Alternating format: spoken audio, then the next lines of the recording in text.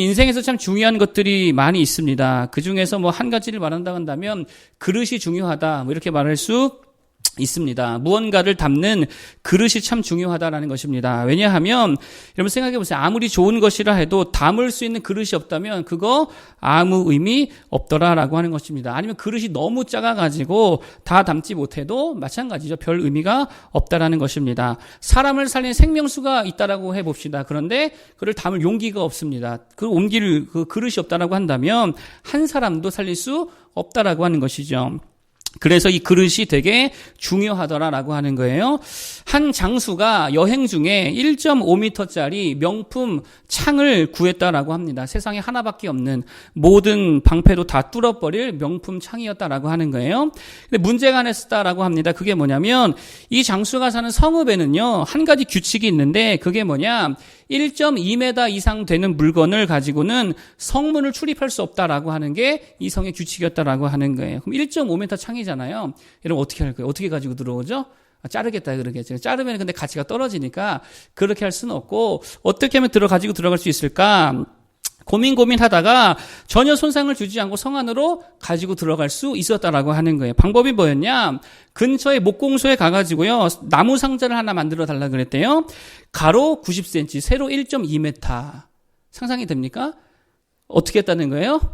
그 상자 안에 대각선으로 넣어가지고 가지고 들어갔다라고 하는 거예요. 그러니까 높이가 뭐 1.2m짜리니까 거기서 보초 서던 사람도 그냥 들여보내줬다, 뭐 그런 거죠. 무슨 말입니까? 담는 그릇이만큼 중요하다라고 하는 것입니다. 영적인 것들도 마찬가지라는 거예요. 하나님께서 은혜를 주시는데 문제가 뭐냐? 그 하나님의 은혜를 담을 그릇이 우리에게 필요하더라라고 하는 것입니다. 진짜 그릇이 좁쌀만하면 아무리 큰 은혜를 부어주신다 하여도 얼마큼밖에 못 받아요? 좁쌀만큼밖에 못 받는 거예요. 그런데 그릇이 막 물탱크만 하고 그릇이 막 댐만 하고 그릇이 막 어마어마하게 크다 그러면은 주시는 대로 다 받아 누리게 될 줄로 믿습니다. 그릇을 잘 준비하는 모두가 되길 바라겠습니다. 큰 그릇을 준비하여서 큰 은혜 받는 모두가 되기를 축복합니다. 자, 그러면 하나님의 은혜를 담는 그릇이 뭐냐? 오늘 세 가지 정도를 함께 살피기를 원합니다. 첫 번째는요, 기대하는 마음이다라고 하는 거예요. 하나님의 은혜를 담는 첫 번째 그릇이 뭐라고요? 기대하는 마음이더라라고 하는 것입니다. 하나님을 기대하고 하나님의 은혜를 기대하고 기적을 기대하는 우리 모두가 되기를 바라겠습니다. 자, 오늘 본문에 보니까 룻기 2장 2절에 이렇게 말합니다. 읽어보겠습니다. 2절. 자, 룻이 하는 말인데요. 자, 2절 한번 읽어보겠습니다. 시작. 모압 여인 룻이 나오미에게 이르되 원하건대 내가 밭으로 가서 내가 누구에게 은혜를 입으면 그를 떠나서 이삭을 주겠나이다 하니 나오미가 그에게 이르되 내 따라 갈지어다 하매 아멘. 무슨 말입니까? 지금 룻은요, 하나님의 은혜를 기대하고 있더라라고 하는 거예요. 내가 누구에게 은혜를 입으면 따라가서 이삭을 주겠나이다. 여러분 잘 보세요. 하루를 뭘로 시작하고 있습니까? 회의감으로 시작하고 있지 않아요. 아유, 오늘 이거 무슨 의미가 있나 이러지 않습니다. 기대감을 가지고 하나님께서 나에게 은혜를 주실 거라라고 하는 그 기대감 가운데에 하루를 시작하고 있더라라고 하는 것입니다. 여러분, 그러니 그 그릇에 기대하는 마음이라고 하는 그 그릇에 결국 하나님의 은혜가 담겨요, 안 담겨요? 담기더라는 거예요. 그래서 3절에 보니까 뭐라 그럽니까? 3절. 자, 한번 읽어보겠습니다. 읽어주세요. 시작.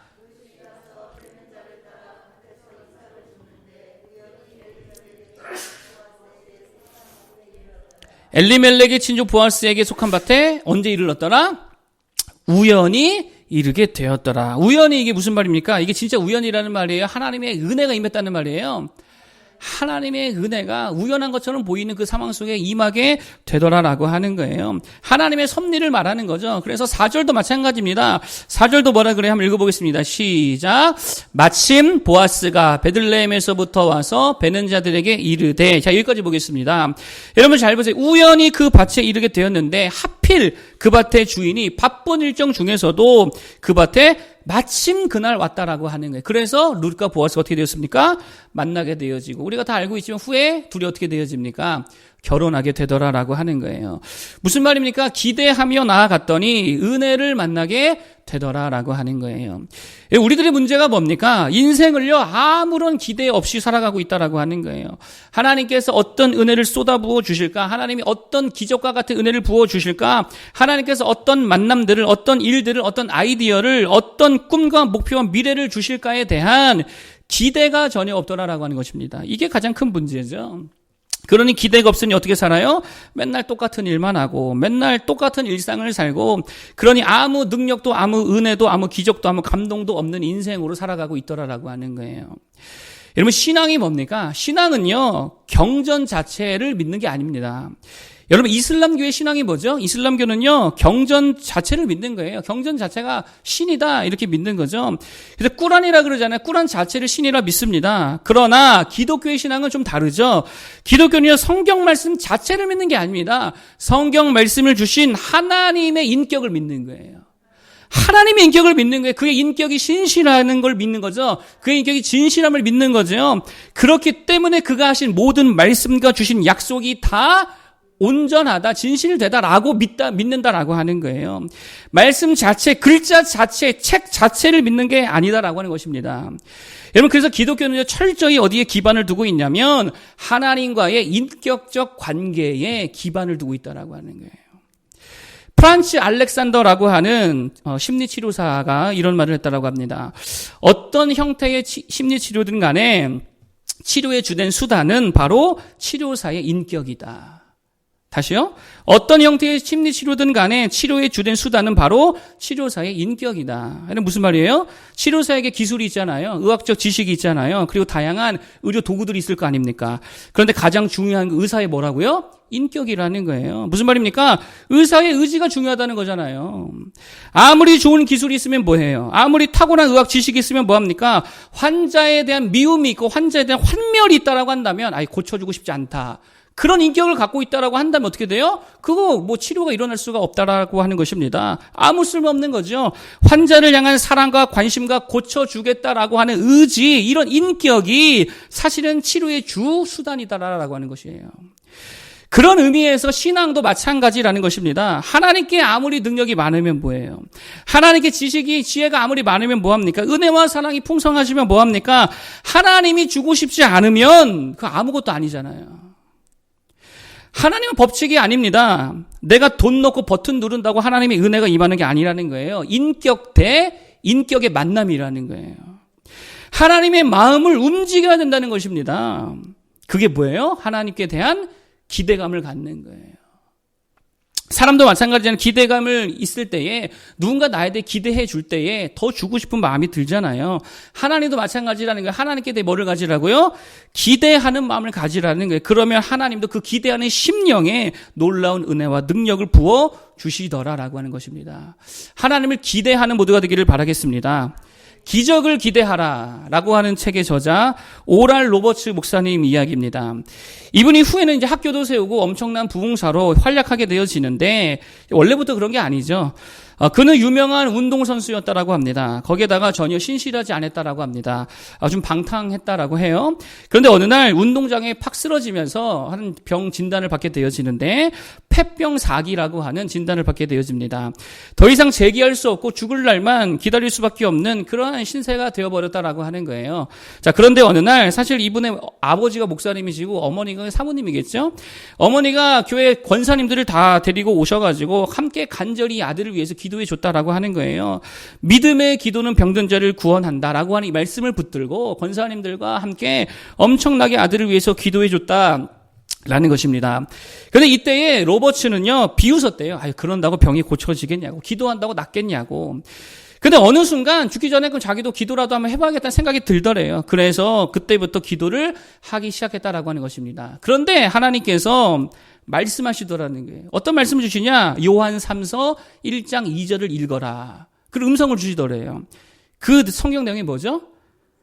사랑하는 자여 내 영혼이 잘됨 같이 내가 범사에 잘되고 강건하기를 내가 간구하노라. 이 말씀을 기도하는 중에 음성으로 받았다는 거예요. 그래서요 읽고 또 읽고 또 읽었대요. 몇 번 정도 읽었을까요? 몇 번 정도 읽었을까요?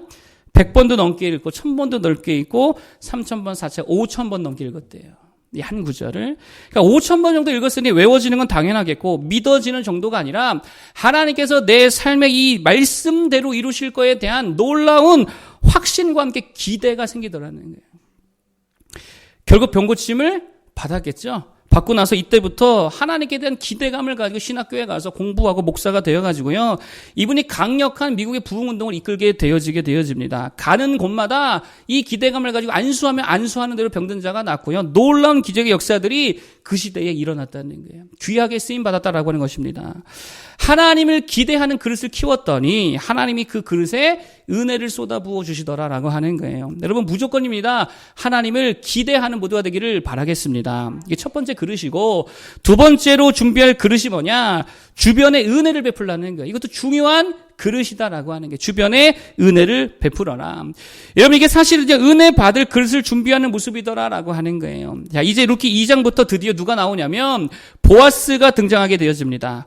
말씀드린 대로 보아스는요 결국 룻과 결혼하게 되어지고 또 다윗과 예수님의 조상이 되는 아주 중요한 인물이더라라고 하는 것입니다. 그러니까 어떻게 보면 사실 보아스가 룻을 만난 것도 보아스 입장에서 보면 자기도 하나님의 은혜를 입은 것과 마찬가지다라고 할 수 있겠지요. 그런데 실제로 보아스의 어머니가 누구냐? 누구예요? 아시죠? 여호수아에 나오는 라합입니다. 라합이 누구냐면 이방 기생입니다. 그러니까 히브리 민족이 아니고 이방 기생이 바로 라합이었고 그가 보아스의 엄마였다라고 하는 거예요. 그래서 그런지 이 보아스가 지금 할아버지거든요. 할아버지가 되어 늙어질 때까지 아무도 이 보아스에게 시집을 와야 하나요? 시집을 오지 않더라는 거예요. 그러니 늙은 보아스가 이 젊은 룻을 만난 것 자체가 보아스 입장에서 이게 은혜를 얻은 그런 사건이다라고 하는 것입니다. 그러면 보아스가 이런 은혜를 담을 수 있게 한 그 그릇이 뭐였냐? 다른 거 아닙니다. 보아스는요 평소에 늘 은혜 베푸는 자였다는 거예요. 은혜 베푸는 자였습니다.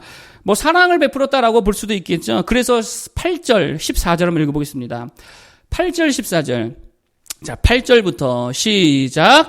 보아스가 룻에게 이르되 내 딸아 들으라. 이삭을 주우러 다른 밭으로 가지 말며 여기서 떠나지 말고 나의 소녀들과 함께 있으라. 아멘. 뭐를 주고 있어요? 은혜 베풀고 있죠. 자, 14절도 다 볼 수도 있지만 14절 한번 읽어주세요. 시작.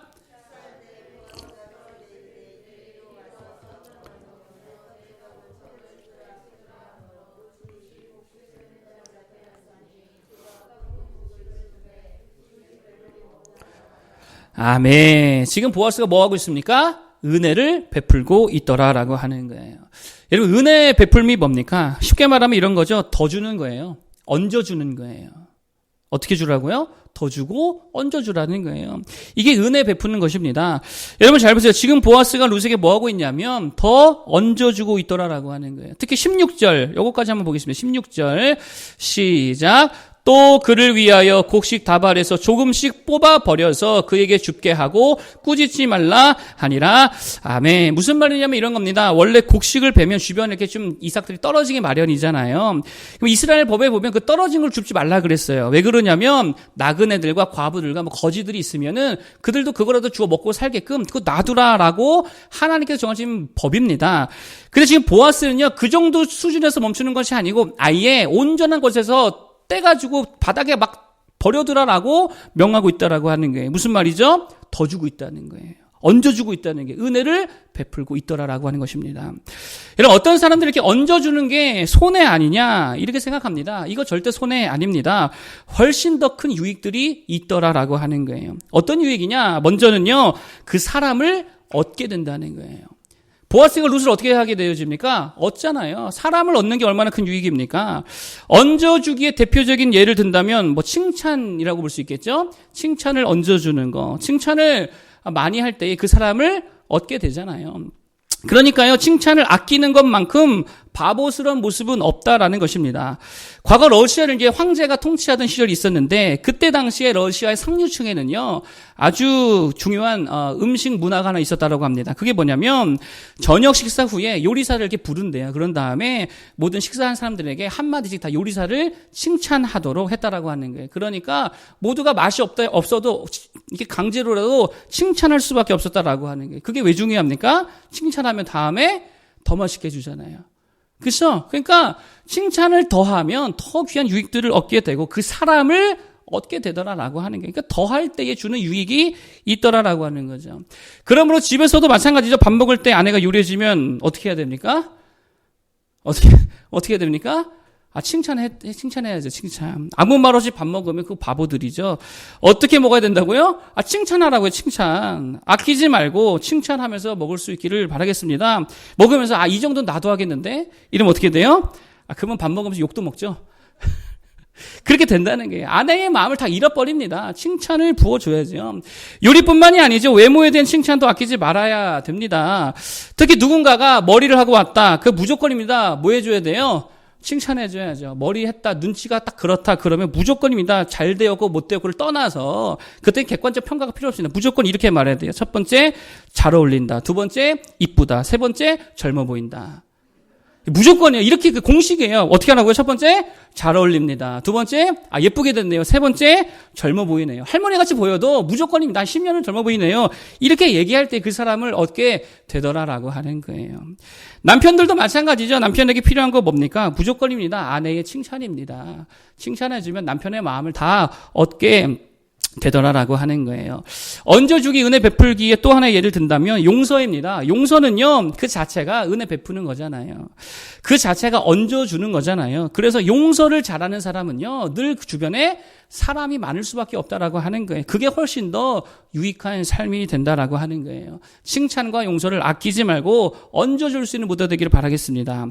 여러분, 이런 말이 있습니다. 오늘 설교 제목과 비슷한데, 거인 위에 올라탄 난쟁이가 거인보다 항상 더 멀리 본다는 거예요. 당연하겠죠. 거인 위에 올라타면 더 높아지니까, 조금이라도 더 높아지니까 더 멀리 본다는 거예요. 무슨 말입니까?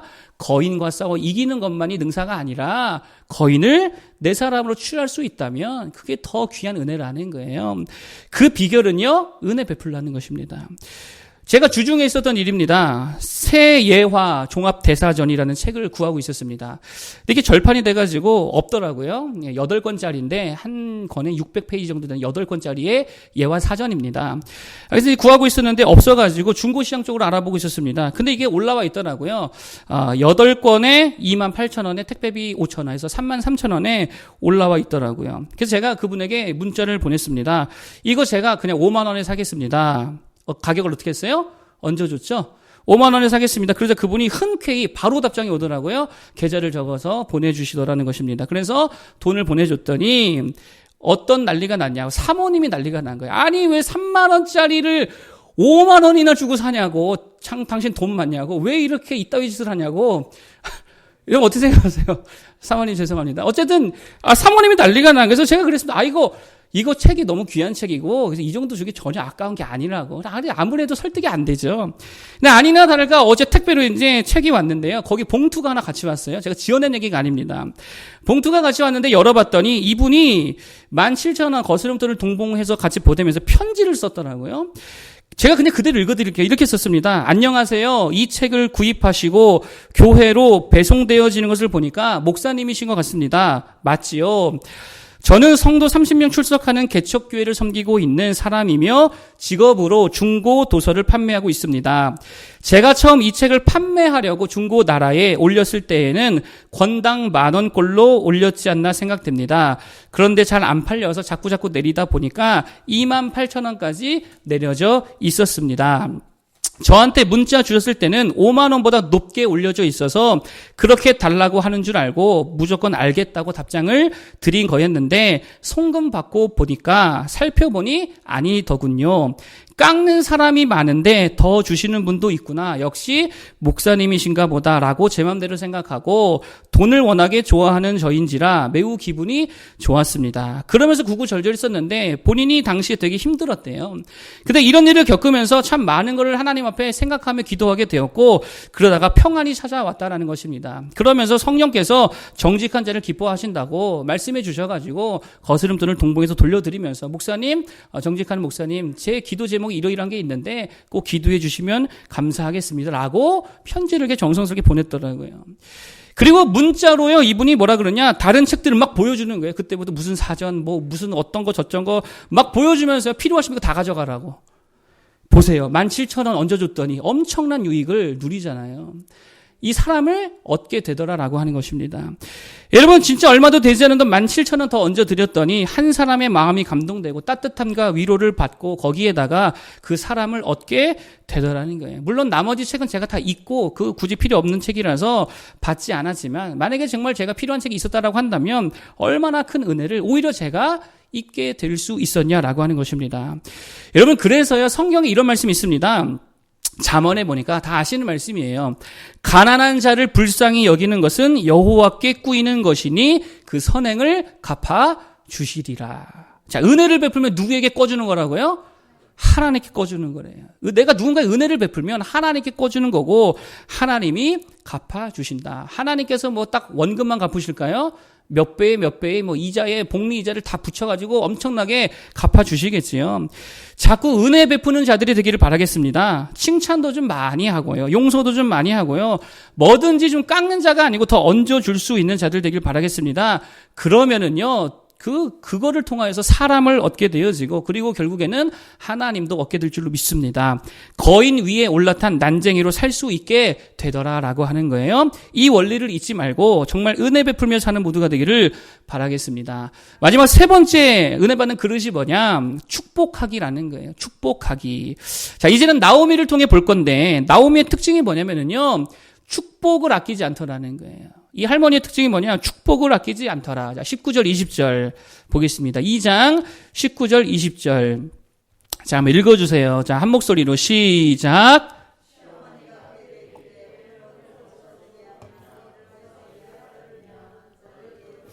복이 있기를 원하노라 하니 누구에게서 이랬는지를 시어머니에게 알게 하여 이르되 오늘 일하게 한 사람의 이름은 보아스니이다 하는지라. 나오미가 자기 며느리에게 이르되 그가 여호와로부터 복 받기를 원하노라. 그가 살아있는 자와 죽은 자에게 은혜 베풀기를 그치지 나 하고 나오미가 또 그에게 이르되 그 사람은 우리와 가까우니 우리 기업을 물을 자 중에 하나이니라 하니라. 아멘. 19절에도 복이 있기를 원하노라. 20절에도요 여호와로부터 복 받기를 원하노라. 뭐 하고 있습니까? 축복하고 있다는 거예요. 축복하고 있다는 것입니다. 축복했더니 결국에 그 축복이 누구에게 돌아와요? 이렇게 다 읽어보면 누구에게 돌아옵니까? 나오미에게 돌아오더라라고 하는 거예요. 자신에게 결국엔 돌아오더라. 무슨 말입니까? 축복하는 그 마음을요 하나님이 기뻐하신다는 거예요. 그래서 그 마음에 은혜를 부어 주시더라는 것입니다. 반대로 말하면 저주하고 비난하는 자는요 하나님이 좋아할까요 싫어할까요? 그 마음 싫어하시죠. 성경에 보면 그 마음을 쓴뿌리라고 합니다. 쓴뿌리. 그래서 히브리서 12장 15절에 보니까 이런 말이 있어요. 너희는 하나님의 은혜에 이르지 못하는 자가 없도록 하고 은혜에 이르지 못하는 자가 없도록 하고 또 쓴뿌리가 나서 괴롭게 하여 많은 사람이 이로 말미암아 더럽게 되지 않게 하며.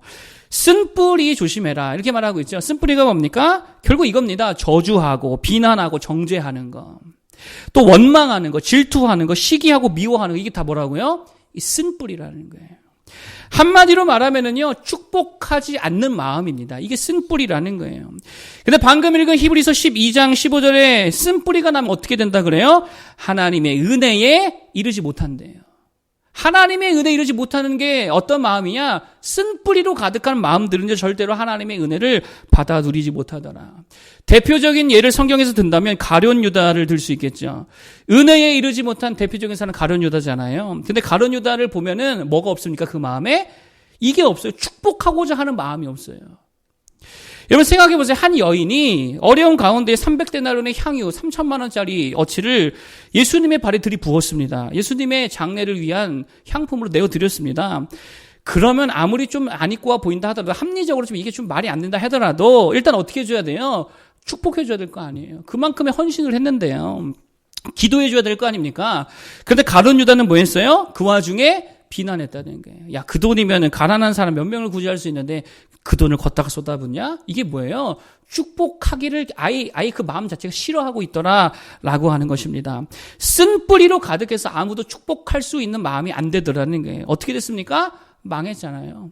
또 망한 사람이 있죠. 가인입니다. 가인. 아벨과 카인 할 때 가인. 아벨이 온전한 예배를 하나님께 드렸으면 어떻게 해줘야 됩니까? 그거 축복해줘야지. 칭찬해줘야지요. 근데 가인은요, 질투했습니다. 그래서요, 죽여버렸습니다. 가인 어떻게 됐습니까? 쫓겨나고 일평생 하나님의 은혜 없이 사는 인생으로 전락해 버렸다라고 하는 거예요. 김 집사님이라는 분이 계셨고 그 교회에 장 집사님이 계셨습니다. 그래 둘 다 동종업계에서 일했다라고 그래요. 그런데 장 집사님 사업이 맨날 그렇게 잘 되더라는 거예요. 그래서 김 집사님이 기도했대요. 하나님 장 집사님 고만 잘 되게 해달라고. 왜 저분만 저렇게 잘 되냐고. 고만 좀 잘 되게 해달라고 기도했대요. 그랬더니 진짜로 장 집사님 사업이 잘 안 되더라는 게. 근데 동종업계라 그랬잖아요. 그 업계 경기가 뚝 떨어져가 누구도 안 돼요? 자기도 안 돼요. 자기도 망하게 되었다라고 하는 거예요. 축복하는 사람이 되기를 바라겠습니다. 자녀를 축복해야지요. 형제를 축복해줘야지요. 부모를 축복해드려야지요. 이웃이 있다면 어떻게 해줘야 됩니까? 축복해줘야지요. 경쟁자 더 축복해줘야지요. 그리고 원수까지도 어떻게 해줘야 됩니까? 축복해줄 수 있는 모두가 되기를 바라겠습니다. 그러면 그 마음을 하나님 이쁘게 보시고 큰 은혜를 부어주신다라고 하는 거예요. 예수로 나의 구주 삼고라고 하는 찬양을 지은 환희 크로스비, 아시죠? 제가 한번 이야기해 드렸는데, 이분이 생후 6개월 만에 시력을 완전히 잃어버립니다. 그리고 95세까지 삽니다. 그러니까 오래 살았죠. 태어나자마자 시력을 잃고 장님으로 95세를 살게 되었습니다. 근데 그는요, 눈이 보이지 않았지만 늘 만나는 사람들마다 이렇게 인사했다 그래요. 당신의 영혼에 하나님의 은총이 함께 하시기를 축복합니다. 자, 옆 사람에게 한번 똑같이 인사해 보겠습니다. 당신의 영혼에 하나님의 은총이 임하기를 축복합니다. 예, 만나는 사람마다 축복해 줬다라고 하는 거예요. 근데 이 크로스비가 죽기 전에 이런 말을 남겼다라고 합니다. 그 인사로 인하여 가장 많은 축복을 받은 사람은 누구라고요? 저였습니다. 이렇게 고백했다는 거예요. 축복하는 사람 되기를 바라겠습니다. 그러면 어떻게 축복해야 될까요? 어떤 축복이 가장 좋은 축복일까요? 기도해 주는 거겠죠? 기도해 주는 모두가 되기를 바라겠습니다. 자녀를 뭘로 축복할 거예요? 기도해 줘야죠. 형제를요? 기도해 줘야죠. 아내 남편을요? 기도해 줘야죠. 이웃을 기도해 주는 모두가 되기를 바라겠습니다. 그래서요, 기도는 여러분 어떻게 생각할지 모르겠지만 오래 기도하는 기도가 하나님께 복을 받게 되어 있습니다. 어떻게 기도하라고요? 오래 기도하는 기도가 복받게 되어 있어요. 왜 그러냐면 기도해 본 사람은 알 겁니다. 내 기도만 해서 1시간, 2시간 기도가 돼요? 절대 못해요. 내 기도만 어떻게 2시간 기도합니까? 내 기도만 하면 길어봐야 20분, 30분 하면 더 이상 할 게 없습니다. 나머지는 뭘로 기도하는 거예요? 다 중보기도 하는 거예요. 교회를 위해 기도하고 나라를 위해 기도하고 사회를 위해 기도하고 친척들과 친구들과 내 지인들과 모든 교회 형제 자매들을 위해서 중보하며 기도할 때에 축복하며 기도할 때에 1-2시간 기도가 되는 거지. 나만을 위해서 기도하면 그 20-30분도 기도하기 어렵다는 것입니다. 여러분 왜 기도를 오래 못할까요? 말씀드렸죠? 지기도만 하니까. 지기도만 하니까 오래 못하는 거예요. 남을 축복해줘 보세요. 1시간도 모자르지요. 어떤 신학교 교수님이 그랬다 그럽니다. 기도하지 않는 학생은 그 얼굴 꼴 보기도 싫다. 신학교 교수님이 그랬다는 게요. 뭐 하지 않는 학생은요? 기도하지 않는 학생 공부 아무리 많이 해도 그 학생은 꼴도 보기 싫다. 맞는 말입니다. 기도하지 않는다는 건 무슨 말이에요? 남을 축복하지 않는다는 거예요. 자기밖에 모른다는 말이죠. 그러니 그 이기심에 가득 찬 얼굴 꼴 보기 싫은 거죠. 어떤 분은 전도사, 강도사, 목사인데도 이런 얘기 합니다. 부끄러운 줄도 모르고 30분 기도하기도 힘들대요. 이게 무슨 말인지 아십니까? 자기 기도밖에 안 한다라는 말이잖아요. 여러분 생각해 보세요. 학생들 가르치고 있으면 30명 한 사람당 1분씩만 기도해도 몇 분 기도하는 거예요? 30분 기도하는데 그게 뭐가 어려워요? 그러니까 기도가 30분 기도가 힘들다는 건 이거는요. 그 목회 그만둬야 되는 거죠. 중보기도는 안 한다는 건데. 7전 8개의 은혜의 저자 신섭 장로님 얘기 옛날에 했었죠. 이분이 페이스북에 친구 요청을 하셨길래 수락을 하고 그분 책을 다시 이렇게 좀 훑어봤습니다. 이분이 결국 책 판매로 세계 영업 왕이 되잖아요. 그런데 그 비결이 뭐였냐면 다시 읽어보니까 또 은혜가 되더라고요. 아침 새벽 3시 반에 일어났대요. 그래서 1시간 반을 혼자 기도하고 5시부터 새벽 기도 시작되죠. 교회 가서 7시까지 기도하고 출근해서 9시 일하기 전에 1시간 동안 직원들 모아놓고 또 기도하고 하루에 몇 시간 기도한 거예요? 못 잡아도 4시간. 그렇죠? 1시간 반, 2시간, 1시간 하니까 4시간에서 4시간 반을 매일마다 기도했더라라고 하는 거예요. 제가 말씀드렸죠. 길게 기도하는 사람의 특징이 뭐다? 자기 기도 얼마 안 합니다. 남들 위해 기도하고 모든 거래처마다 이름 불러가면서 고객들마다 이름 불러가면서 다 중보하며 기도했더니 하나님이 엄청난 은혜를 부어주시더라는 거예요. 여러분, 오늘날 우리들의 문제가 뭐예요? 축복을 안 하죠. 중보 기도를 안 합니다. 그러니 기도 자체를 잘 못하지요. 그러니 은혜의 그릇이 콩알만 하던 거예요. 콩알만 해. 자기 기도만 하니까. 여러분, 우울증에는 3가지가 있다라고 합니다. 1번, 내인성 우울증. 내인성 우울증. 그냥 이유 없이 우울한 거래요. 그러니까 이제 뭐 호르몬의 분비 이상일 수도 있고, 뇌에 무슨 작용의 문제일 수도 있고, 그냥 이유 없이 그래서 그런 것 때문에 우울증이 올 수 있대요. 2번째는 외인성 우울증. 근데 바깥에 원인이 있다는 거잖아요. 스트레스나 심리적인 요인으로 인해서 우울증이 오는 거. 이게 2번째 케이스고요. 3번째 케이스는요, 누제닉 신경증이라고 해가지고요, 영적 우울증이라는 게 있다라고 합니다. 이게 뭐냐면 일종의 회의감에 빠지거나 무기력감에 빠지는 거래요. 그러니까 삶의 의미와 목표를 다 잃어버리고 나는 왜 살아야 될지 모르겠습니다. 나는 왜 일하는지 모르겠습니다. 결혼 이거 왜 하는지 모르겠습니다. 내가 왜 존재해야 되는지 모르겠습니다. 라고 하는 의미 상실감. 이게 바로 영적 우울증이라고 하더라고요. 그런데 이 누제닉 신경증 영적 우울증이 현대에 와서 급증하고 있다라고 하는 거예요. 급증하고 있대요. 무슨 말입니까? 많은 사람들이 자신의 존재의 의미를 모르겠다라고 하더라는 거예요. 나 왜 사는지 모르겠습니다. 이 일 내가 이렇게 왜 힘들게 해야 되는지 모르겠습니다. 이러면서 찾아오더라는 거예요. 제가 한 가지 물어볼게요. 그리스도인의 존재의 목적이 뭡니까? 그리스도인의 존재의 의미가 뭐예요? 그리스도인의 존재의 의미가 뭐예요? 교회 안에서, 가정 안에서, 사회 안에서 우리가 존재하는 우리의 존재의 목적과 의미가 뭡니까? 축복 아니에요? 축복이잖아요. 세상을 축복해 주라고 하나님이 우리를 세상에 보내시고 부르신 줄로 믿습니다. 교회를 축복하라고, 가정을 축복해 주라고, 사회를 축복해 주라고 우리를 부르셨잖아요. 그들 위해 기도하고 그들에게 복음 전하고 그들을 살려내고, 이게 다 뭐예요? 축복이잖아요. 여러분의 직장을 축복해야지요. 여러분의 관계를 다 축복해 줘야지요. 그걸 위하여 하나님이 우리를 부르셨다라고 하는 거예요. 그러면 뭐 해야 됩니까? 축복하고 기도해 줘야 된다는 거예요. 그런데 그리스도인들이 불평만 하면 어떻게 하냐는 것입니다. 비판만 하고 있으면 어떻게 하냐는 거예요. 싸움만 하고 있으면 어떻게 하냐는 거예요. 뭐를 하자고요? 축복해 주자는 거예요. 이게 제사장적 사역이다라고 하는 거예요. 정말입니다. 축복하며 기도해 줄 수 있는 모두가 되기를 바라겠습니다. 그게 우리들이 세상에 존재하는 의미라는 거예요. 그리고 그럴 때에 우리의 그 은혜, 그릇도 엄청나게 넓어지게 될 줄로 믿습니다. 세상을 축복해 줄 수 있는 자들 되길 바라겠습니다. 아끼지 아니하고 가족과 교회와 이웃과 형제 자매를 위해 축복 기도할 때에 하나님께서 그 마음밭에 놀라운 은혜를 부어주실 줄로 믿습니다. 자, 오늘 3가지 은혜 받는 그릇에 대해서 살펴드렸습니다. 첫 번째, 하나님을 기대하라. 기적을 기대하라 그랬죠. 기대하면 하나님이 은혜 주실 줄로 믿습니다. 인격 대 인격의 만남이라고 그랬어요. 하나님의 마음을 움직이는 모두가 되어야 되겠죠. 그러려면 내가 정말 하나님을 기대합니다. 오늘 하루 큰 은혜 부어줄 줄을 기대합니다. 기대하며 나아갈 때 하나님이 그 기대에 부응해 주실 줄로 믿습니다. 2번째, 주변에 은혜를 베풀라. 얹어주라. 그러면 하나님이 갚아주시고 동시에 그 사람을 다 얻게 될 줄로 믿습니다. 거인 위에 난쟁이가 더 강력한 줄로 믿습니다. 그럼 그 거인을 내가 얻어야지요. 은혜 베품을 통해서 사람을 얻을 수 있는 모두가 되길 바라겠고, 3번째, 세상을 축복해줘라. 그러면 하나님이 축복해 줄 줄로 믿습니다. 기도해 주라 그랬죠. 내 기도만 하지 말고 남들 위해 축복 기도하고 중보 기도함으로 정말 오랜 시간 기도하여서 그 아름다운 마음밭에 하나님의 은혜를 다 누릴 수 있는 우리 모두가 되기를 바라겠습니다. 우리 찬양 하나 부를까요?